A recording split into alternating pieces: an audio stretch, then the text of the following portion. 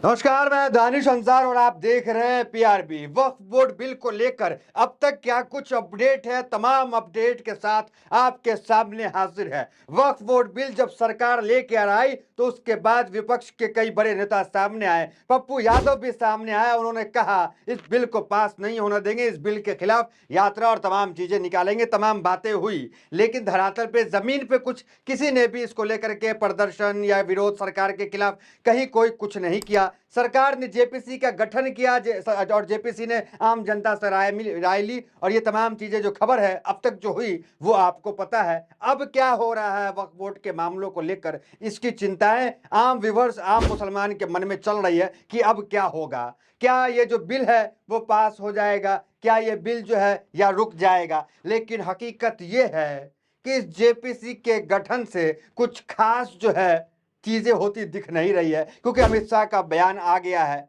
उन्होंने कहा है शीतकालीन सत्र आते ही बिल पास हो जाएगा। गृह मंत्री का इतना बड़ा बयान आ रहा है, इस पे भी लोगों ने सवाल उठाया, जब बिल पास करना ही है तो जेपीसी का गठन क्यों, 5 राज्यों का दौरा क्यों, फिर इतने मुलाकातें क्यों, सदस्यों का गठन क्यों, तमाम सवाल चल रहे। उस बीच एक खबर हिमाचल प्रदेश से निकल के आ रही है।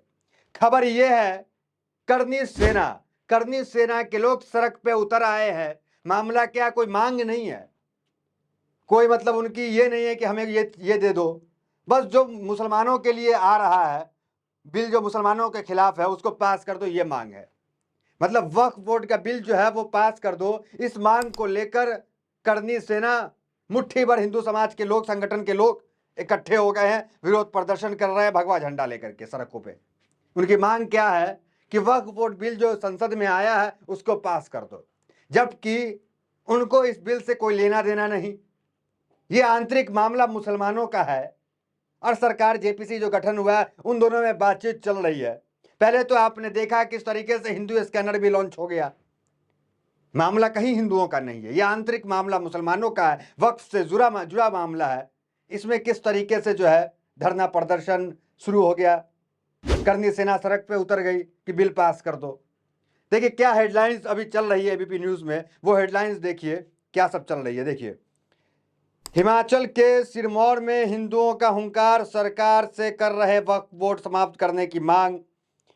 अब देखिए क्या हेडलाइंस है, एबीपी न्यूज चला रहा है। हिमाचल प्रदेश के सिरमौर में हिंदू संगठन का प्रदर्शन, वक्फ बोर्ड और घुसपैठियों के खिलाफ हल्ला बोल।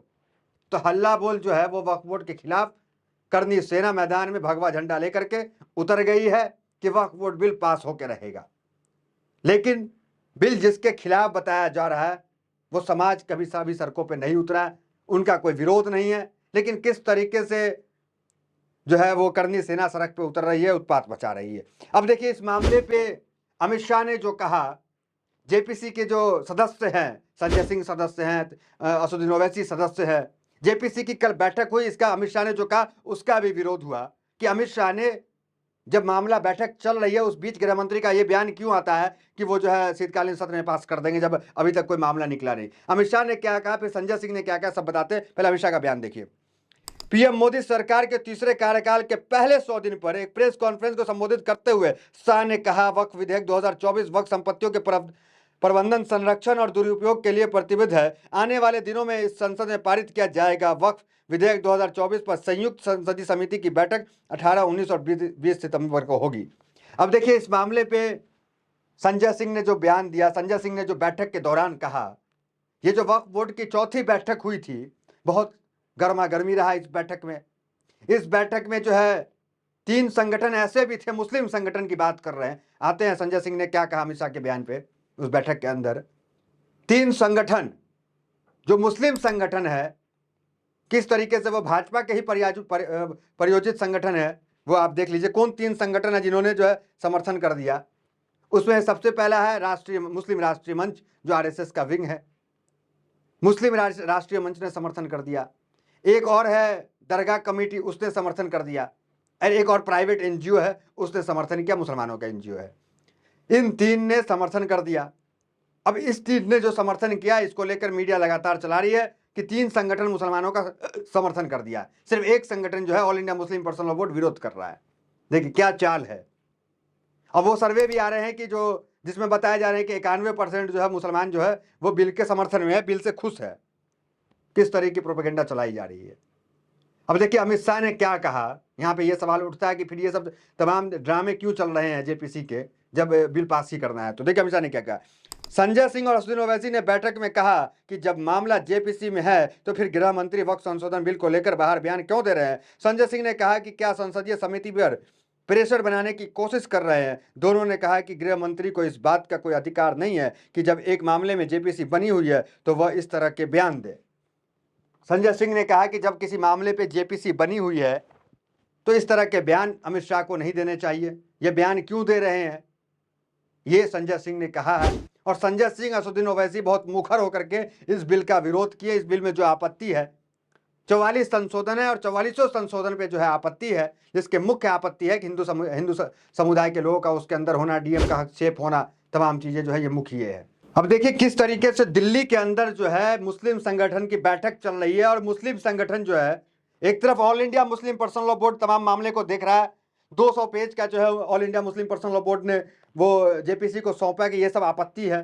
तमाम आपत्तियों का जिक्र all India Muslim personal law board ने किया और all India Muslim personal law board भी पटना के बापू सभागार में बैठक की। 2000 से ज्यादा मुसलमान वहां पे आए और ये लगातार all India Muslim personal board इस मामले को देख रहा है। उन्होंने ही क्यूआर कोड स्कैन करने के लिए अपील मुसलमानों से की थी और मुसलमान 6 करोड़ मुसलमानों ने उस क्यूआर कोड को स्कैन करके जो है इस बिल का विरोध किया था। तो all India Muslim personal law board इस मामले को देख रहा था। लेकिन एक और जो है मुसलमानों का संगठन जो है, जो दिल्ली के अंदर, लुटियंस दिल्ली के अंदर बैठक करती है और इस बैठक में जो प्रधानमंत्री मोदी के इस बिल का समर्थन करती है, किस तरीके से चंद मुसलमानों को लेकर के, कि चाहे किरण रिजिजू का ट्वीट करना हो, चाहे वो अमित शाह का ये बताना कि ये संगठन हमारे साथ है और बिल पास होकर रहेगा, 3 संगठनों का समर्थन देना, किस तरीके से जो मुट्ठी भर के मुसलमान हैं उसको जो है यहाँ पे तरजीह दी जा रही है और जो 6 करोड़ मुसलमान हैं जो कुछ बात कह रहे हैं उसको किस तरीके से इग्नोर किया जा रहा है वो देखिए आप। केंद्र सरकार के वक्फ बोर्ड बिल को लेकर मुस्लिम धर्मगुरुओं और प्रचारकों की एक अहम बैठक राष्ट्रीय राजधानी में आयोजित हुई। इसमें केंद्र सरकार के वक्फ बोर्ड बिल को लेकर मुस्लिम विद्वानों ने शुक्रवार को कहा कि इससे मुस्लिम समुदाय को लाभ होगा, साथ ही वक्फ संपत्ति के प्रावधान और प्रशासन की क्षमता बेहतर होगी। मुस्लिम धर्म के नेताओं की गुरुवार को हुई बैठक के बाद धर्म प्रचारक मोहम्मद कासिम ने कहा कि प्रधानमंत्री नरेंद्र मोदी देश के सबसे निचले पायदान पर खड़े लोगों के लिए फैसले ले रहे हैं। वक्फ संपत्ति पिछड़े हुए मुसलमानों के लिए है, लेकिन पिछले 70 साल में राजनीतिक दलों और कुछ मुसलमान नेताओं ने वक्फ को लेकर बहुत कुछ गलत किया है। तो अब देखिए प्रधानमंत्री मोदी के इस बिल के समर्थन में जो है बैठकें हो रही है।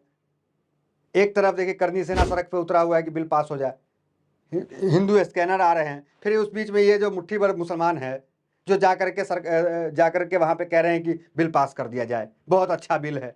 तो फिर 6 करोड़ मुसलमान को तवज्जो क्यों नहीं मिल रहा है जो बिल के विरोध में खड़ा है। तो एक सवाल आम मुसलमानों के मन में आता है, क्या सरकार को करना वही है जो उसको करना है, बंद दरवाजे से बिल को पास करना है? जिस तरह से किसान आंदोलन जैसे काले कानून पास किए, वक्फ बोर्ड को भी उस तरह पास करेंगे।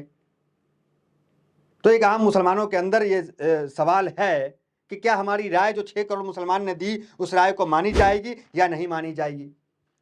देखना दिलचस्प होगा किस तरीके से जेपीसी इस पे क्या करता है, क्योंकि माहौल जो है बिगाड़ने की लगातार कोशिश है। करनी सेना सड़क पे है, हिंदू क्यूआर स्कैनर लॉन्च होता है जिसकी कोई जरूरत नहीं थी। इस खबर पे बस इतना ही, मिलता है अगले वीडियो से। बने हमारे साथ, बहुत धन्यवाद।